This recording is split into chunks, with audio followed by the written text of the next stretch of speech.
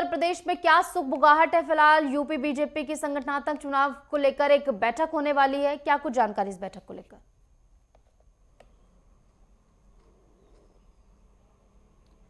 निशु, आपको बता दूं कि उत्तर प्रदेश में बीजेपी जो चुनाव समिति की बैठक है उसको लेकर लगातार चर्चाएं हो रही हैं और यही वजह है कि कल बीजेपी चुनाव समिति की दूसरी बैठक हुई है, जिसमें जो राष्ट्रीय सह प्रभारी हैं चुनाव समिति के वो भी शामिल हुए हैं। जो महेंद्र नाथ पांडे जो प्रदेश प्रभारी हैं चुनाव समिति के वो भी इस बैठक में शामिल हुए और प्रदेश अध्यक्ष भूपेंद्र चौधरी के साथ संगठन महामंत्री धर्मपाल सिंह भी इस बैठक में मौजूद रहे और एक मंथन किया गया है, चर्चाएं की गई हैं तमाम बिंदुओं पर कि कैसे जो है पदाधिकारियों का चयन किया जाए। और यही वजह है कि एक रणनीति के तहत कहीं ना कहीं बीजेपी यहाँ पर जो है अपने पदाधिकारियों का चयन करती हुई दिखाई देगी। चुनाव समिति है और चुनाव समिति ही जो तय करेगी, उन्हीं को जो है इस पर जो है पद पर बैठाया जाएगा। और एक बड़ा बदलाव प्रदेश स्तर पर होना है, चाहे वो चाहे जिलाध्यक्षों की बात करें, चाहे मंडलाध्यक्षों की बात करें, चाहे बूथ प्रभारियों की बात करें, चाहे जिला प्रभारियों की बात करें,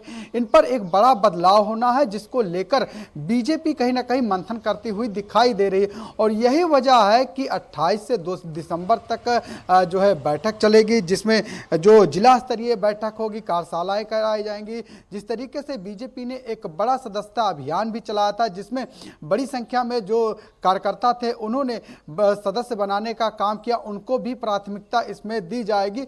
और यही वजह है कि चाहे बूथ समिति की बात करें, चाहे मंडल समिति की बात करें, चाहे जिला संगठन की बात करें, कहीं ना कहीं इसको लेकर यहाँ पर चर्चाएं होती हुई दिखाई दे रही है। यही वजह है कि जो संगठनात्मक जो चुनाव प्रदेश पर्यवेक्षक हैं वो विनोद तावड़े जी हैं और ऐसे में प्रत्येक जिलों के लिए कहीं ना कहीं जो एक केंद्रीय पर्यवेक्षक है वो भी यहाँ पर तय किए जाएंगे। 1 दिसंबर से 15 दिसंबर तक जो मंडल अध्यक्षों का चयन होना है उसको लेकर यहाँ पर कार्यशाला में जो है मंथन किया जाएगा। 16 से 30 दिसंबर तक जो जिला अध्यक्ष है उनका चयन होना है, उसको लेकर यहाँ पर जो है कार्य समिति की जो बैठक हो रही है उसमें जो है चयन किया जाएगा। इसके साथ ही एक बूथ अध्यक्ष के साथ साथ 11 सदस्यों का भी चयन किया जाएगा। यानी कि बीजेपी कहीं ना कहीं उत्तर प्रदेश में एक बड़ा बदलाव करने जा रही है। इसके साथ ही प्रदेश अध्यक्ष का भी चुनाव होना है। माना जा रहा है कि नए साल जनवरी में प्रदेश अध्यक्ष को भी चुना जाएगा।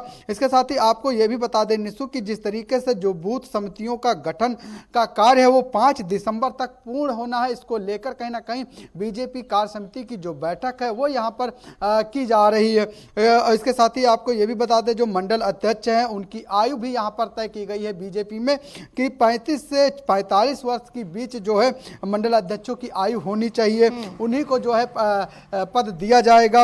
इसके साथ ही जिला अध्यक्षों की भी आयु बीजेपी ने तय की है, जिसमें 45 से 60 वर्ष होनी चाहिए आयु।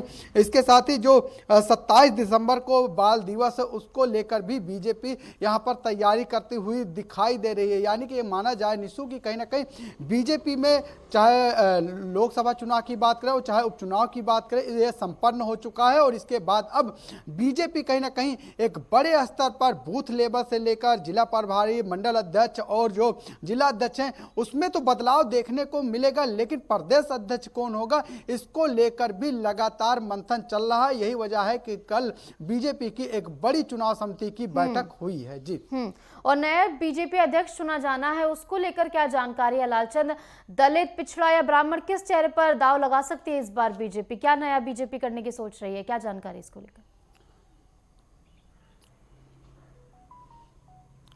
बिल्कुल, कहीं ना कहीं उत्तर प्रदेश एक बड़ा प्रदेश है और बीजेपी प्रदेश अध्यक्ष के ऊपर एक बड़ी जिम्मेदारी होती है। जिस तरीके से पहले उत्तर प्रदेश की जिम्मेदारी स्वतंत्र देव सिंह जो मंत्री बने हैं वो उन्होंने बाखूबी निभाया है और इसके बाद देखने को मिला प्रदेश अध्यक्ष भूपेंद्र चौधरी जो इस समय मौजूदा समय में कमान संभाले हुए हैं, उन्होंने भी कहीं ना कहीं जी तोड़ मेहनत की है। भले ही लोकसभा चुनाव में वो चीज़ें नहीं मिल पाई हैं जो होनी चाहिए थी और शायद यही वजह है कि बीजेपी प्रदेश अध्यक्ष को लेकर भी चुनाव समिति लगातार मंथन करती हुई दिखाई दे रही है। ऐसे में ये जरूर माना जा रहा है कि जिस तरीके से ओबीसी वर्ग से आते हैं भूपेंद्र चौधरी और ओबीसी ही वर्ग से कोई ऐसा जो है प्रदेश अध्यक्ष चुना जा सके जिससे कि उत्तर प्रदेश की कमान जो है वो संभाले और जो ओबीसी वोट बैंक है या एससी वोट बैंक है उसको जो है अपने पाले में लाया जा सके, इसको लेकर बीजेपी यहां पर मंथन करती हुई दिखाई दे रही। यही माना जा रहा है कि जो भूपेंद्र चौधरी है उनको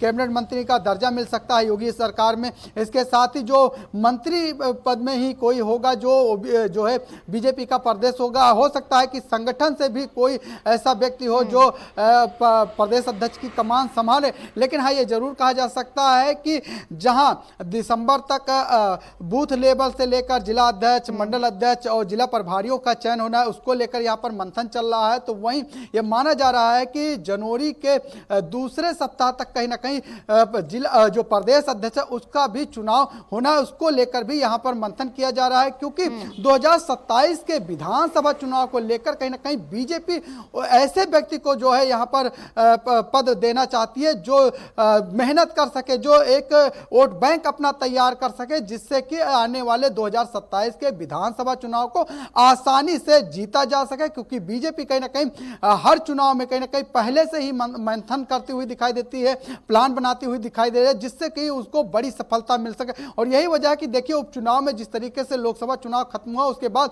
उन्होंने जो मेहनत की उसका फल मिला है और 9 में से 7 सीटों पर उन्होंने ऐतिहासिक जीत की है। जी ठीक है, बिल्कुल तमाम समीकरणों को साधने का प्रयास यहाँ पर प्रदेश अध्यक्ष के तौर पर बीजेपी करती हुई नजर आई है इसके चुनाव को लेकर, और इसी के साथ संगठनात्मक चुनाव को लेकर भी तैयारियां बेहद तेज है। बहुत बहुत शुक्रिया हमारे साथ जुड़ने के लिए लालचंद और तमाम जानकारी हमारे साथ साझा करने के लिए।